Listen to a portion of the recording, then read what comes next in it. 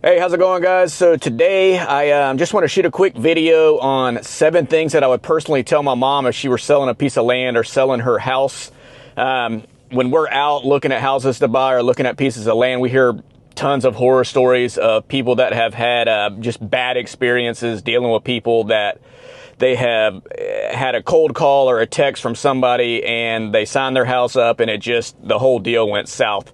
I'm not saying that getting a cold call or sending a text is bad. I have personally, obviously, I have also done that. It's just a form of marketing.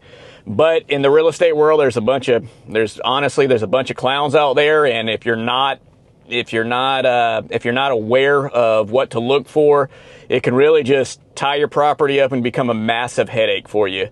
So the first thing I would tell her is just use your instincts. If somebody calls you out of the blue or texts you out of the blue and you get on the phone with them and something doesn't feel right or it just doesn't seem right, just trust your instincts. There's a ton of people out there that buy houses or buy pieces of land. You don't have to sell to the first person that calls you or somebody that sends you a text. If you get on the phone and it feels off to you, you don't have to deal with that person. Just hang the phone up and move on. Just go to a Google search or any other type of search and look for it yourself. You don't have to sell to the person that reached out to you unsolicited.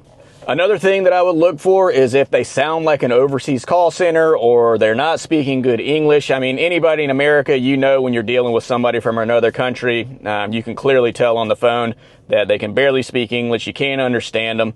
And one way to combat this is just to ask them something specific about your area to see if they know it or if they're familiar with it. If they have no clue what you're talking about or they can't speak about the area, you clearly know that they're not local and they're more than likely working for somebody else or they're just hiding behind something. And it's not hard if you buy in the area like we buy personally in Jacksonville, McClenny, Middleburg. If you ask me about those areas, I can immediately tell you about those areas.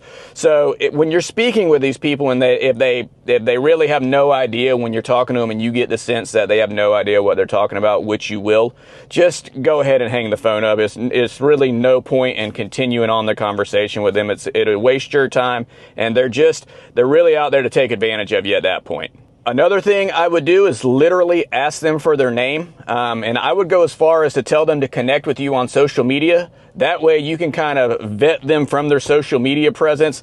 I mean, if they can't give you their name and connect with you on social media, what really are they hiding? Once they give you that, I would literally go on there and look at their page and just vet them and make sure that they're even somebody that you want to do business with. You can clearly see on their posts if they only have 1 like on each of their posts or they're afraid to give you their name or they're not giving you their real name. They're not being serious. They're not buyers. If you search us, go look on my Facebook page right now. You can clearly see who I am. You'll know exactly what you're getting if you deal with me. Everything in my life is pretty much on social media. So it's very easy if they were to give you your name or to connect with you on social media. It's very easy for you to get a good feel if they are legit and who you are working with. Another thing that you can do is to ask them who they close with or where they're going to close the property. If they have no idea, and usually if you're getting cold called or you're getting a text and you're on the phone with somebody and you ask them who they're closing with, if they do not know the answer right away, they are full of it. I can tell you right now, if you were to ask me, we will give you exactly who we close with. That way, when you hang up the phone, you pick up the phone and call that title company and get a reference on these people. A lot of times, if you get a call from an overseas call center, they're not going to have any idea because they're not legit. Anybody who legitimately buys houses or buys land, they are going to be able to immediately tell you who they close with. So if they fail to do this, consider that a huge red flag. And like I said before, at that point, you can go ahead and hang the phone up. They're not going to be the person that you want to deal with. Another thing is if you guys do agree, if you happen to agree on a price or you decide that you do want to move forward with whoever it is that you're speaking with, if they are rushing you to sign the contract, if somebody is out there acting like a used car salesman and being very pushy, very aggressive to get you to sign the contract, just be leery of somebody like that. You do not have to deal with people that are pushy, selling a piece of property, land, a house.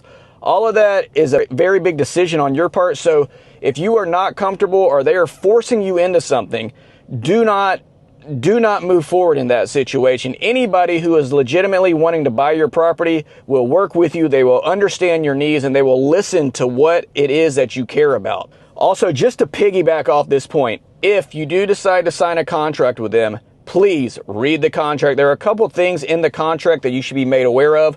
Number one is the binder. If they do not want to put up a binder, or they're only wanting to put up $1,000 binder to a title company, I would really consider that a red flag. We typically put $5,000 to $10,000 up just to show you that we're serious. We'll tell you exactly what title company it is going to. That way, you can call them and make sure that the binder has shown up. I would also state and make sure that this is written in the contract that the binder is due within 24 hours. A lot of times these guys will say that they're going to give you a binder and they end up getting you to sign the contract and they never send the binder to the title company. So make sure that it is explicitly written into your contract that the binder will be dropped off. They need to provide you proof, and you need to also verify on top of them providing you proof. I would pick up the phone and call the title company just to verify.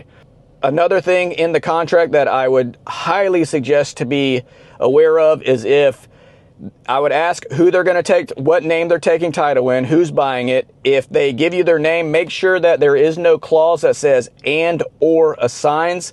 Typically what this means is they are going to get you to sign a contract and then they are going to go try and sell that contract to somebody else.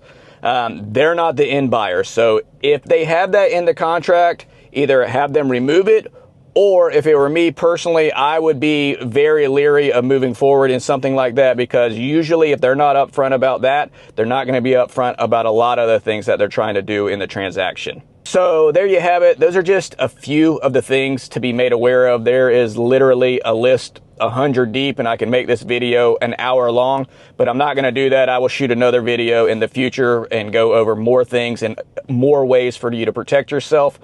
If you happen to have something in the local area, Jacksonville, Middleburg, McClenny, Stark, anywhere in Northeast Florida or South Georgia, and you would like to speak with us about it, please feel free to reach out. You can hit the contact us button below and we will jump on a quick call with you, and hopefully we can help you. And along the way, hopefully we can buy some pieces of land or a house here and there. Anyway, I hope this video helped, and I will talk to you soon. See ya.